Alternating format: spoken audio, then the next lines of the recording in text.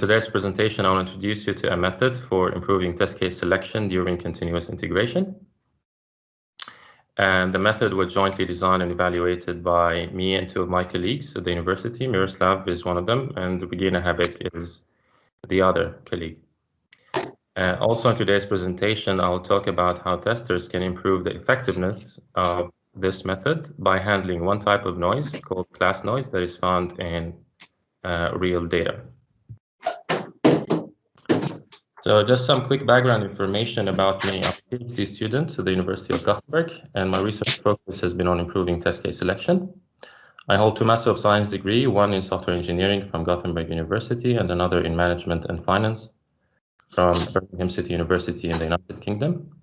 In my PhD journey, I've so far collaborated with a number of software center companies such as Ericsson, Grundfos, Access, and others. And I'm always more open and keen on collaborating with more software center companies, hopefully in the near future.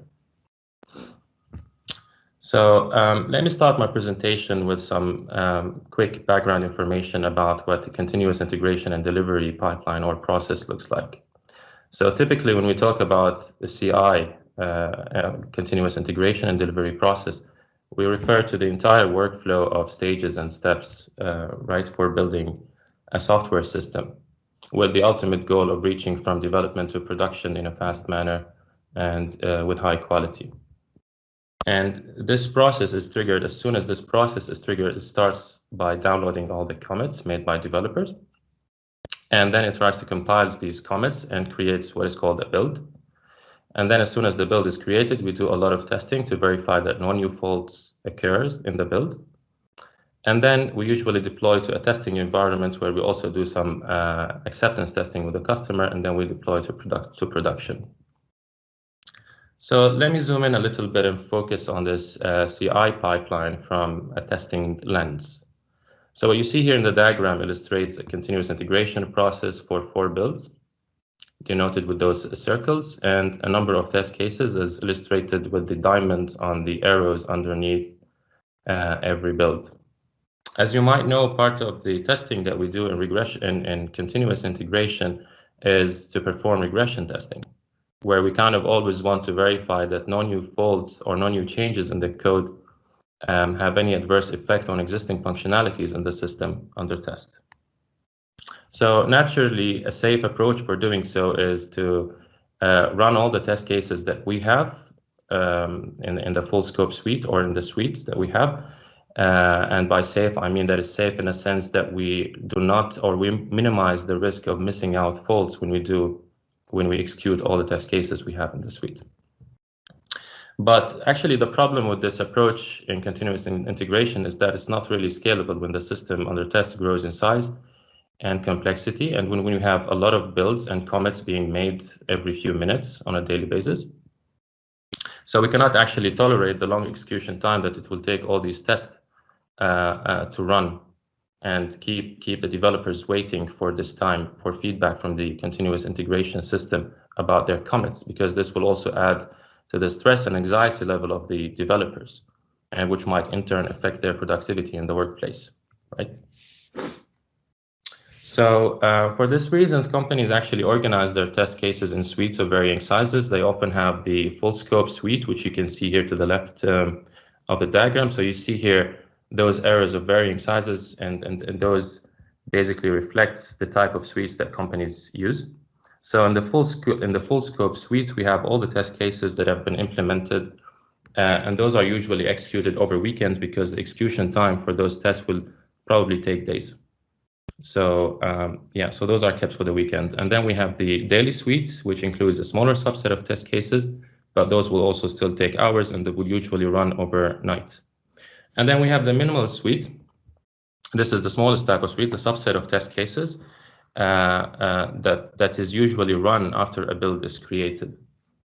Yeah, so there are several approaches actually that companies use for selecting those subset of test cases in this minimal suite. Examples include coverage-based criteria, so they try to select those test cases that have the highest coverage in the source code.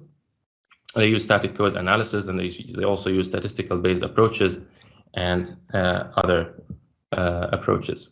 But actually, the problem with such approaches is that often they do not scale well to the growth of the system, and they are very costly to implement in terms of time. And they're actually also, their effectiveness in revealing faults is not very reliable because they overlook examining the relation between code changes that might affect test behaviors. So ideally, if we can find an approach, a scalable approach, to where based on some code check-ins can predict which subset of test cases will fail, then we can essentially remove tests that are predicted to pass, and we can only include tests that are predicted to fail in the minimal suite. And then by doing so, by the time the company runs the full scope suite over the weekend, they'll be more confident that no more faults will be detected over the weekend. And in this case, they will save time and effort for fixing those faults, because the sooner they detect these faults, the cheaper it will be to fix them, rather than waiting for a window of time. So our approach for handling the problem of regression testing and continuous integration is built on the assumption that there is a dependency between code changes and test execution results. And what I precisely mean by dependency is that there is a relation between the changes that developers make in the code and failures in the test cases of specific types. So in our method, we treat the execution results of test cases as the response variable to some code changes made in the code base.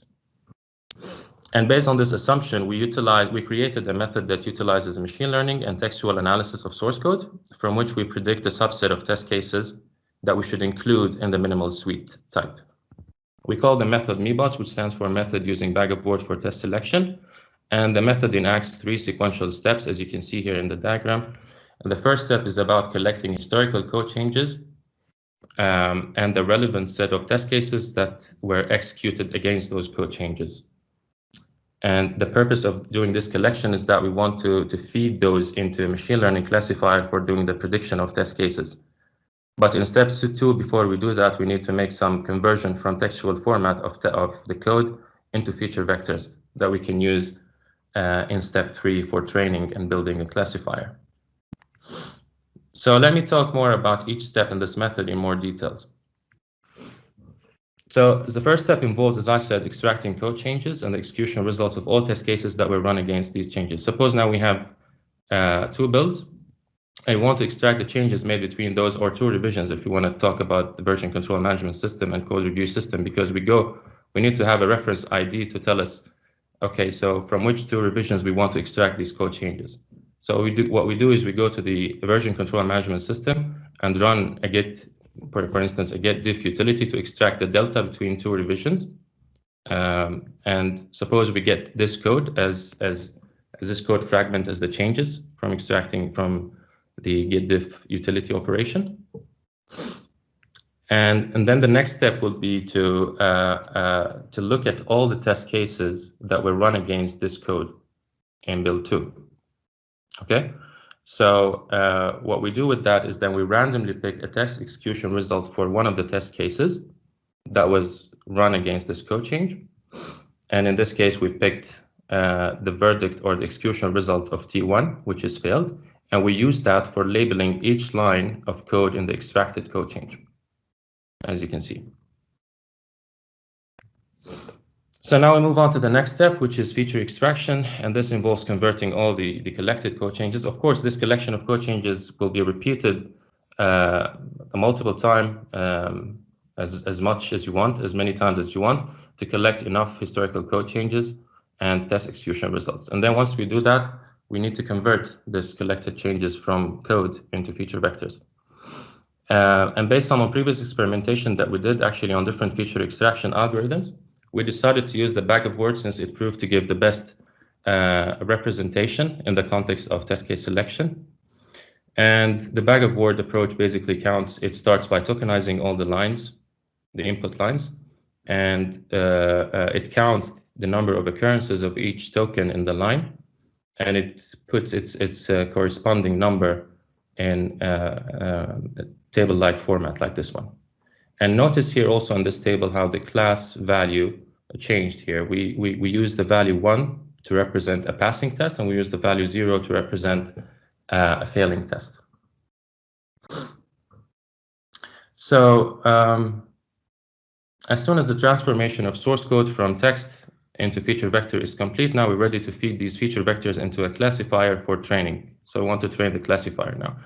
Now, what do we expect from this classifier after it was trained? So given a new code check-ins into the repo, for instance, we expect the classifier, the trained classifier, to be able to predict the execution results of test cases in the suite, and accordingly be able to tell us, okay, which test cases we should include in this minimal suite and which ones we should exclude. So in this particular example, notice how T4 and Tn failed. So we'll include those in the minimal suite, and we will exclude T1, T2, T3 from the suite because they passed, and we don't want to have any passing test in our suites. So expectation versus reality, we expect the effectiveness of the classifier to look like this. Marvelously architecturally marvelous, but in reality it looks something like this. And one reason for that is because the quality of the data we have might look something like this. And actually there are several dimensions. Speaking about quality, there are several dimensions associated with quality in the context of data science, such as completeness, consistency, and accuracy. But one of these dimensions is noise, which in the context of data science can be defined as invalid signal that overlaps valid signals, or there are wrong data points we have in the data set.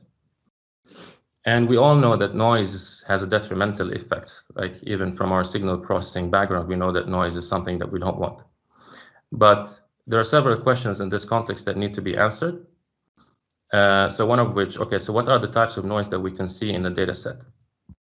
So when we reviewed the machine learning literature, we found that noise can be categorized into two categories, class and attribute noise.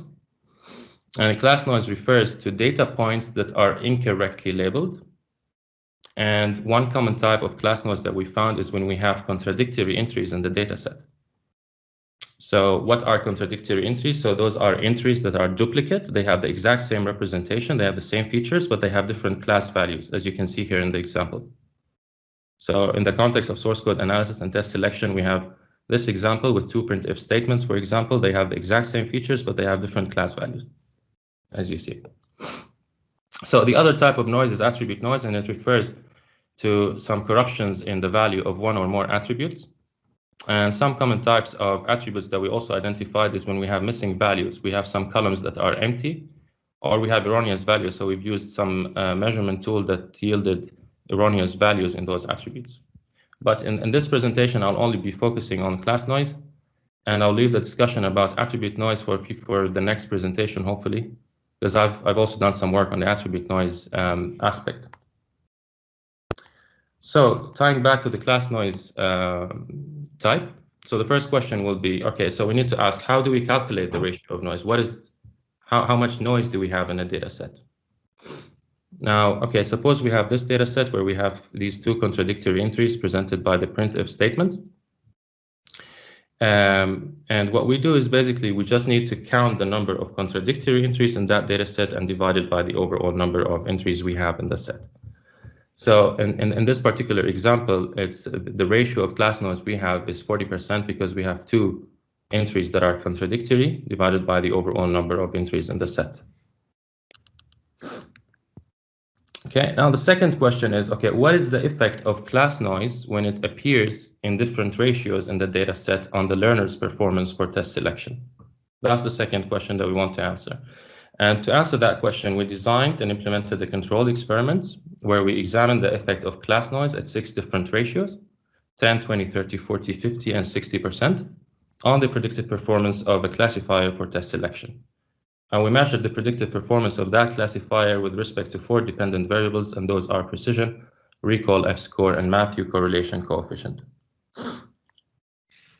Okay, and to support the investigation of these experiments, we created a control group. We needed to have a control group that contains 0% class noise.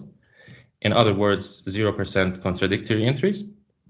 And we needed to have that control group as a clean slate where we start by injecting or applying the treatment, which is class noise in this case, at different ratios. And then also for comparing the performance measures of the classifier that is trained on data under each noise ratio with the performance measure attained by the classifier trained on 0% noise ratio. So this experiment was carried out using an industrial data set that initially contained 246,850 lines of code for a program written in the C language, and it had 82 test execution results belonging to 12 test cases. And as I said in the previous slide, recall that we need to have a control group that contains 0% class noise or 0% contradictory entries.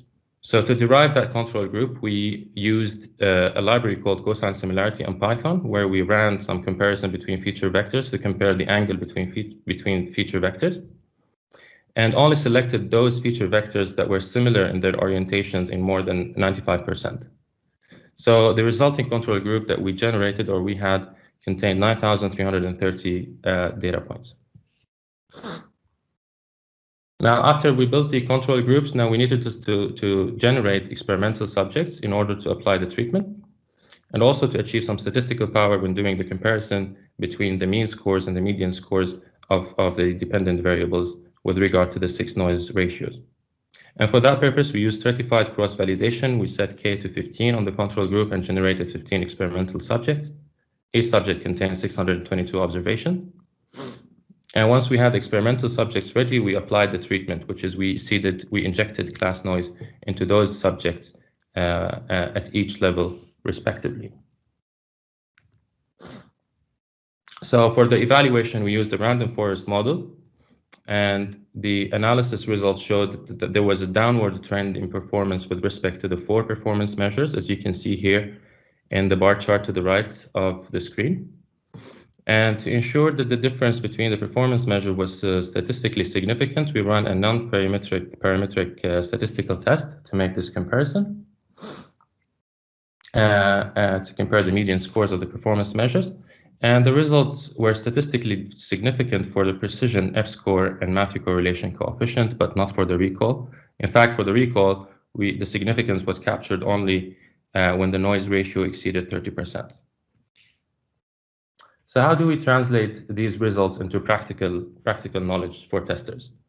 So then what these results mean is that testers first need to be aware that having class noise in the data will increase the learner's bias towards the pass class, and therefore it will lead to missing out tests that will actually fail, that the learner or the predictor thought that they will fail, but they will pass, but they will actually fail. Another consequence is the rate of false alarms, and that will increase when the class noise ratio exceeds 30%. So we'll be including more test cases that the model predicted to fail, but they will actually pass. So those also will be wasted in the minimal sweep. So as a practical recommendation to tester, recommend tester not really to bother about handling class noise when the ratio is below 10%, but when the ratio gets higher than 10%, then tester need to consider using a noise handling strategy to reduce the class noise below 10% or below a desired level. Of course, this acceptance ratio is something that companies decide on, and depends on what the company wants as an acceptable accuracy level for their predictors. While speaking about noise handling strategies, when we reviewed the literature, we identified a number of strategies.